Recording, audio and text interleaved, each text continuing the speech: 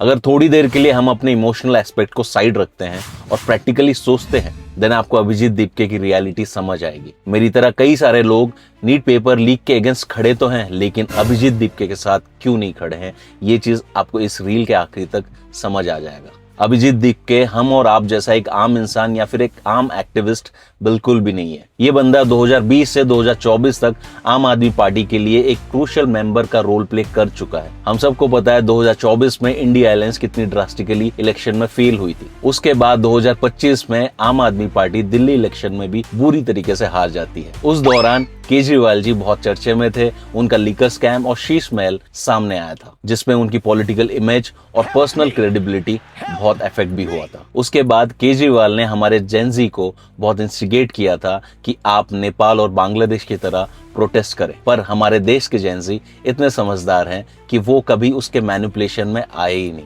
और तब केजरीवाल ने ये चीज रियलाइज किया कि उसकी इन्फ्लुएंस और क्रेडिबिलिटी काफी कम हो चुकी है एंड उनको एक नया चेहरा चाहिए था जो जेनजी को कनेक्ट कर पाए और उनसे जुड़ पाए। एंड अभिजीत दीपके से वफादार और अच्छा बंदा कौन ही हो सकता है। नीट पेपर लीक का अपॉर्चुनिटी देखते हुए ये भाई साहब सीधा यूएसए से इंडिया आते हैं पीसफुल प्रोटेस्ट करने के लिए। इनको लगा था कि एयरपोर्ट में ही इनको अरेस्ट कर लिया जाएगा और तब ये अपने आप को as a freedom fighter quote कर पाएंगे, लेकिन हमारे भारत में संविधान के हिसाब से चलते हैं और संविधान में अपनी बात रखने के लिए, प्रोटेस्ट करने के लिए आपको हक देता है। इसके बाद ये अपना प्रोटेस्ट चालू करते हैं और शुरुआती में ये बोलते हैं बस ये कि हम इस प्लेटफॉर्म को पॉलिटिकल प्लेटफॉर्म नहीं बना सकते। एग्जिस्टिंग पॉलिटिकल पार्टी से हम किसी को नहीं चाहते। प्रोटेस्ट में इसके बाद क्या क्या चीजें हुआ है ये हम सबको पता है। आप अगर देखेंगे जो पैटर्न अन्ना हजारे और अरविंद केजरीवाल ने किया था, सेम पैटर्न यहाँ भी दोहराया गया है। मूवमेंट आपने चालू किया था और आपको हंगर स्ट्राइक में बैठना चाहिए, लेकिन नहीं, इन्होंने सोनम जी को चूज किया फॉर हंगर स्ट्राइक। यहाँ से आप उनका इंटेंट बिल्कुल समझ सकते हैं। सोनम जी डे बाय डे वीक होते जा रहे थे और इस बात की कंसर्न हम सबको थी।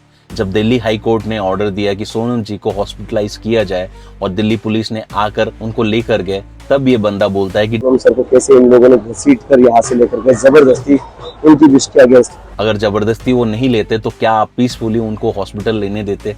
आप बिल्कुल भी नहीं चाहते थे कि वो हॉस्पिटल जाएं और ठीक हो जाएं, क्योंकि अगर वो ठीक हो जाते तो आपका मोटिव वहां पर खत्म हो जाता। एंड आपका मोटिव क्या था अब सबको पता चल गया है। अभिजीत दीपके एक नया फेस है इन सारे लेफ्टिस्ट के लिए, आम आदमी पार्टी के लिए, ताकि यूथ उससे कनेक्ट कर पाए और सिंपैथी कार्ड प्ले करके वो उनको इमोशनली अपने तरफ ड्रैग कर पाए। बट हमारी यूथ इतनी समझदार है कि वो इन सारी बातों को समझ चुकी है। हम सब नीट पेपर लीक के रिगार्डिंग और एजुकेशनल रिफॉर्म के लिए उतना ही कंसर्न है। हम सब चाहते हैं कि हमारे इंडियन एजुकेशन रिफॉर्म हो, लेकिन किसी को नुकसान पहुंचाकर या फिर किसी के पर्सनल एजेंडा को फायदा पहुंचाकर नहीं।